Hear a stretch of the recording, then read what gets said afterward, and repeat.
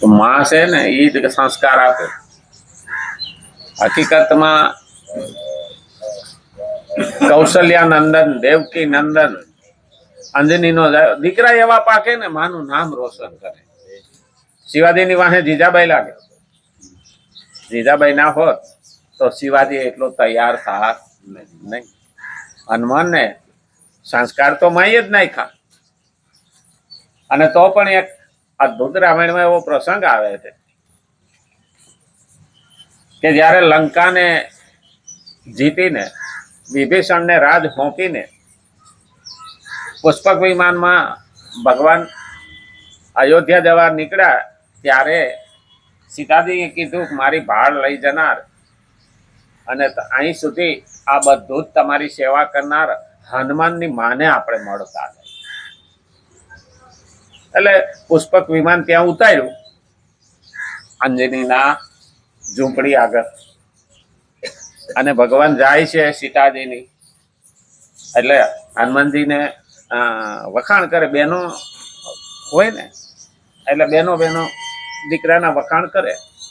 એટલે સીતાજી કહેતા હતા તમારો દીકરો ના હોત તો મારી ભાળ પણ ન લેવા કોઈ આવ્યું હોત,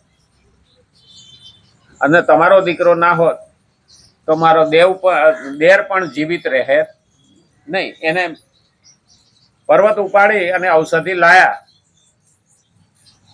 આવું તમારા દીકરાએ કામ કર્યું. જો લક્ષ્મણ જીવિત ના થયા હોત તો મારા પતિ પણ જીવિત રહે નહીં. આમ સીતાજી વાત કરતા હતા તો અંજની માતા ઉભા થઈને હનુમાનને એક લાફો મારતી. તો સીતા માતાને એમ થયું કે મેં તો એવું કોઈ કામ, મેં નામ લીધું નથી કે એવો શબ્દ કયો નથી, તોય અંજની માતાએ એના દીકરાને કેમ લાફો માર્યો? હું તો એના વખાણ કરતી. એટલે એને પૂછ્યું અંજની માતા કે તમે કેમ હનુમાનને લાફો માર્યો? તો કઈ એટલી મારા દીકરાની ખામી કે એ જીવતો હોય ને એના માલિકને બાણ વાગે એ મને મંજૂર નથી. કેવી માં? મારો દીકરો હતો રણ મેદાનમાં અને એના માલિકને લડવા જવું પડે, એના ભગવાનને લડવું પડે ને એની મૂર્છા આવે તો પેલા મારો દીકરો કેમ ના ઘા ઝીલી લીધો? આ અંજની માતાનું કેવું. આવી માયું હોય ને ત્યાં દેશને પણ કઈ ન થાય અને સમાજને પણ કઈ ન થાય અને ધર્મને પણ કઈ ના. અને એના ઉપરથી આપણને ખબર પડે અંજની પુત્ર પવન સુતના. આ મહત્વનો મુદ્દો છે. એટલે આપણે હનુમાનને તો યાદ કરીએ છીએ શનિવારે, પણ હનુમાનને ખાલી યાદ કરીને બેસી રહીએ ને એ વાંધો છે. હનુમાને કર્યું એવું ભલે કરી ન શકીએ પણ 2-5% તો કરીએ. હનુમાને તો સ્વાર્થ વિના કશું જ માગ્યા વિના ભગવાનનું કામ કર્યું. અને ભગવાને કીધું સામેથી કે લે હું તને આપું, તો પણ હનુમાને કીધું પ્રભુ તમારી ભક્તિ સિવાય મારે કઈ જોતું નથી. એટલે કામના વિનાની, ઈચ્છા વિનાની, ફળ વિનાની ભક્તિ કરવાનું ભગવાને કીધેલું છે. આમાં ભગવદ્ ગીતામાં આપણે હાલે છે શ્રીમદ ભગવદ્ ગીતા 3જો અધ્યાય 25મો અને 26મો શ્લોક આપણે જોઈએ છીએ. આગળ આપણે ગઈકાલે પહોંચ્યા હતા કોઈ પણ મનુષ્ય સર્વથા ગુણ રહિત નથી હોતો. ત્યાંથી આપણે મૂક્યું હતું કારણ વિષય મોટો હતો. કોઈ પણ મનુષ્ય સર્વથા ગુણ રહિત ન હોય, કઈ ને કઈ ગુણ એમાં હોય. અને ગુણ આપણને દેખાવા જોઈએ. આમ તો જો કે ગરજ હોય ત્યાં આપણને બધા ગુણ દેખાય, ગરજ પતી જાય એટલે અવગુણ દેખાય. સંબંધ હોય ત્યાં સુધી આપણને એ વાલા લાગે ને જેવો સંબંધ તૂટે ને એટલે તમારે અવગુણ ના તો એ લિસ્ટ બનાવી લો. આવો છે ને તેવો છે ને આમ છે ને તેમ છે ને આવું હતું ને તેવું. અરે એની પાસેથી લિસ્ટ નીકળે તો અટાણ સુધી તારો 20 વર્ષ સંબંધ હાયલો કે એ નહીં. પણ કોઈ ગુણ રહિત હોતો નથી, તેનામાં કઈ ને કઈ ગુણ તો રહે જ છે. એટલા માટે તત્વજ્ઞ મહાપુરુષે જો કોઈ વ્યક્તિને તેની ઉન્નતિ માટે કોઈ શિક્ષણ આપવું હોય, કોઈ વાત સમજાવવી હોય તો તે વ્યક્તિની નિંદા કે અપમાન ન કરીને તેના ગુણોની પ્રશંસા કરવી જોઈએ. કારણ કે કોઈ પણ માણસ, આપણે સ્વાર્થ નથી તો નાનામાં નાનો ગુણ હોય ને તો પણ એને પ્રોત્સાહન આપવાનું, એને ઉત્સાહ આપવાનો. આપણે ઘણી વખત બાળક નહીં હાલતા શીખતું હોય પડી જાય ને તો જો કીડીની માં મરી ગઈ, રોવા માંડે ને એટલે એની માં હોય ને એમ કે જો કીડીની માં મરી ગઈ. હવે બાળકને ખબર નથી પડતી, પણ કે હું પડ્યું એટલે કીડીની માં મરી ગઈ એટલે પોતે રોતું બંધ થઈ જાય. આ મહત્વનો મુદ્દો છે કે એને પ્રોત્સાહન આપે એટલે ફરી વખત એ હિંમત કરીને હાલે. એમ આપણે પણ એને પ્રોત્સાહિત કરીએ તો એને હિંમત કરીને પણ ભગવાન તરફ જવાની ઈચ્છા થાય. નહીં તું આટલો પાપી છો, તું આમ કરવા વાળો, હવે તું ક્યાં ભગવાન પાસે જવાનો હતો, આવું કઈ કઈને આપણે ભગવાન તરફ જતા હોય તો પણ પાછા વાળતા હોઈએ છીએ. એવું કરવું જોઈએ નહીં, અને એમાંય મહાપુરુષોએ તો નહીં. અને એટલે જ તેની ઉન્નતિ માટે પેલો શું વિચાર કરવાનો, સામાવાળાના આત્માની ઉન્નતિ માટે, એના જીવનના કલ્યાણ માટે કરવું. આપણો એમાં લાભ નથી. એટલે તો જેસલ જાડેજાને તોરલે કઈ બાજુ વાગ્યું? આ પણ મહત્વનો મુદ્દો છે કે ભક્તો સંતો આપણને એ બાજુ લઈ જાય કે તારી ઉન્નતિ થાય, અને એના માટે થઈ અને આપણને પ્રોત્સાહન આપે. અને એ પ્રોત્સાહનને કારણે આપણે હિંમતમાં આવીએ અને ભગવાન તરફ જઈએ. કઈ વાંધો નહીં. તો ભગવાન પાસે આવે છે તો ભગવાને ભગવદ્ ગીતામાં જ કીધું છે, અપી ચેત દુરાચારી, તું ગમે તેવો દુરાચારી છો, તું મારી બાજુ આય, હું તને ધોઈને ઉજળો કરીશ. એ ભાઈ કાદવમાં પડ્યા પછી છોકરું રોતું રોતું મા પાસે જ જવાનું, અને મા પાસે જાય તો મા કઈ ધક્કો મારે નહીં કે તું તો ગંદો થઈને આવ્યો છે. એ તો બાથરૂમમાં લઈ જાય, નવડાવશે, ધોવડાવશે, બીજા કપડા પહેરાવશે, પાછો જગતના આંગણામાં રમવા મોકલશે. તો ઉપરવાળો બાપ પણ એવો જ છે, ઉપરવાળી માં પણ એવી જ છે. એક વખત તું સમર્પણ તો કર, તો પાસે લેહે, અવગુણને કાઢશે, પ્રેમથી હાથ ફેરવશે, ફરી પાછો ઉજળો કરશે અને જગતના આંગણામાં રમવા મોકલશે. અને એટલું તેની ઉન્નતિ માટે કોઈ શિક્ષણ આપવું હોય કે કોઈ વાત સમજાવવી હોય તો તે વ્યક્તિની નિંદા કે અપમાન ન કરીને તેના ગુણોની પ્રશંસા કરવી જોઈએ. આપણે ઘણી વખત કોઈ ગાતું હોય ને તો આપણે એમ કહીએ, ના ના તારામાં તો બુદ્ધિ જ નથી, આમ ના ગાવાય, એવું ન કહેવાય. સરસ છે, ગાયું સરસ, પણ અહીંયા થોડો રાગ આમ, અહીંયા આ લાગે એટલે એને પ્રોત્સાહન મળે ને એની ભૂલ સુધરી જાય. આજે ઘરમાં ઝઘડા કેમ થાય છે? ઘરમાં શાક બનાવે અને થોડા હજુ મીઠું વધારે પડી ગયું હોય તો માણસ શબ્દ કેવા કડવા વાગે, અને વાંકા સૂકો રોટલો થાય તો પણ એમ કે રોટલો નથી આવડતો તો બાપને ઘેરે. હા, અને કે મેઠું આટલું બધું નાખી દીધું છે કે તારામાં મેઠું છે કે નથી. હા, અને એ મને ખીજાવા તો પેલું બોલશે નહીં, પણ અંદરથી વિચલિત થશે અને એની હિંમત ખુલશે નહીં કે મને હરકા રોટલા નથી ફાવતા, તો રોટલા નહીં કરવા. અને મને હરકું શાક નથી ફાવતું તો હું બીજાને શાક કરવાનું કહું, રસોડાથી દૂર ભાગે.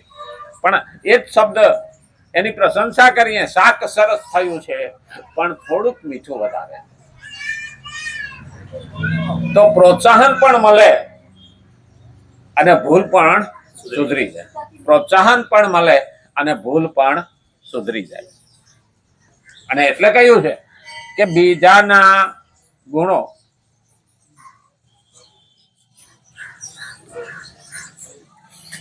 અને એટલે કહ્યું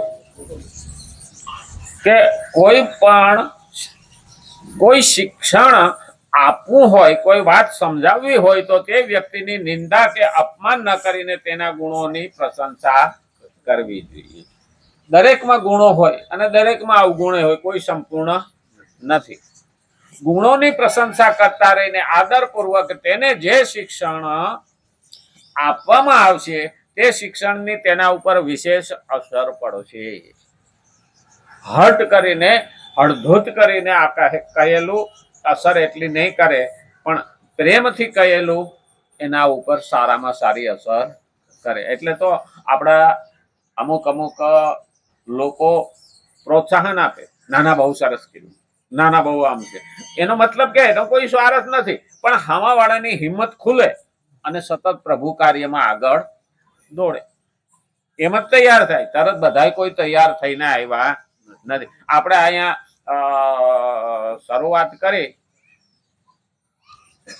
અહીંયા શરૂઆત કરીને તો એક શ્લોક બોલવા કોઈ તૈયાર નહોતું.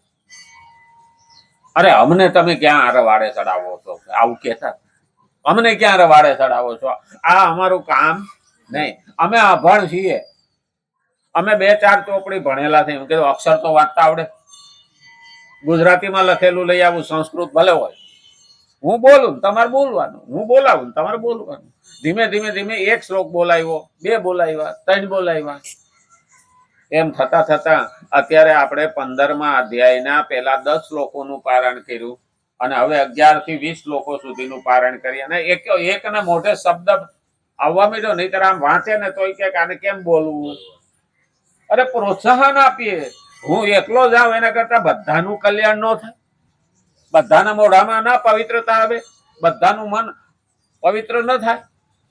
અને એટલા માટે આત્મા, મન, બુદ્ધિ, ચિત્ત અને અહંકાર આ બધું પવિત્ર બને. એટલા માટે કોશિશ કરવી જોઈએ અને કોશિશ કામયાબ થાય. અમારી એક બેન એટલો બધો એના હરખ અને પ્રયત્ન કર્યો ને કે ભગવદ્ ગીતાના 700 શ્લોક મોઢે. મેં તો પહેલા એને નમસ્કાર કર્યા. મેં તો બેન તમને ધન્યવાદ છે. હું કહું તમે લખીને પાકા કરો છો કે? મને કે લખતા જ નહીં આવડતું, હું તો અંગૂઠા છાપશું.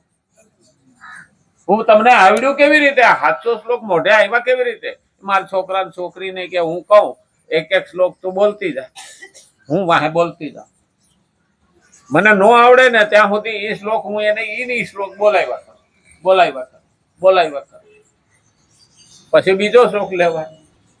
એમ થતા એની 3 વર્ષે આખી ભગવદ્ ગીતા મોઢે કરી લીધી.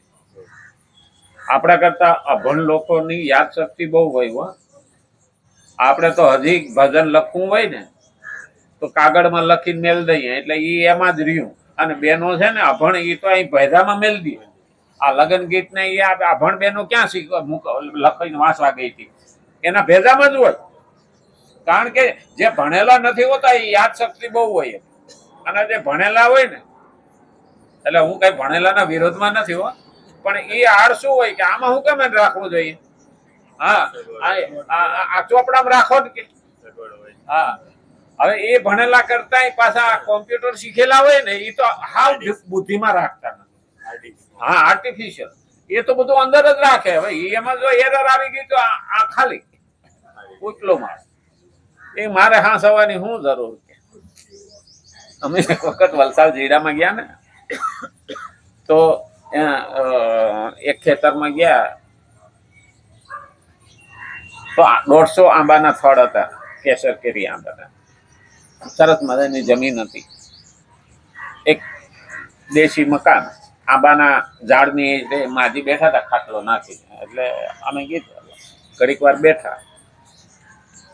તો મહેમાન આવ્યા ને એટલે 2 રૂપિયાની ખાંડ ને રૂપિયાની ચા ને એ બધું મગાવ્યું ને દૂધ ને.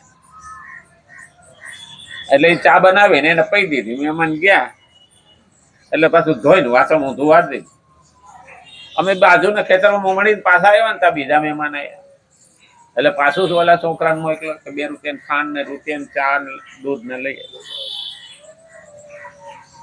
એટલે માજીને મેં કીધું હું કહું 100 ગ્રામ નું ચાનું પેકેટ લાવો કે 500 ગ્રામ ખાંડ રાખતા હોય. આપણે એમ કે ગરીબ માણસ છે ને, એટલે કહું રાખતા હોય તો આ ઘડીએ ન મોકલવું પડે. એ કે હાંસવાની માથાકૂટ કોણ કરે? મેં કીધું પણ થોડુંક આપણને મોંઘું પડે ને. એ કે એ બિસાડો ન કમાય, મોંઘું પડે કે ઈ દુકાન વાળો ન કમાય કે આપણા હાટું ઈ હાંસવે છે. એટલે મારે શું કામ હાંસવું જોઈએ કે ઘરમાં? એ વાત હાંસી કે પહેલા કે મને કોઈ ખોટ નથી કે મારે હાજે તેલ શું કામ હાંસવું જોઈએ? છોકરા લાવું લઈને મોકલું, શીશી લઈને તેલ લઈ આવે કે શાક થઈ ગયું, પછી મારે બીજે દાડે તો મળવાનું જ છે ને. એ બોલો હાંસવે જ છે ને.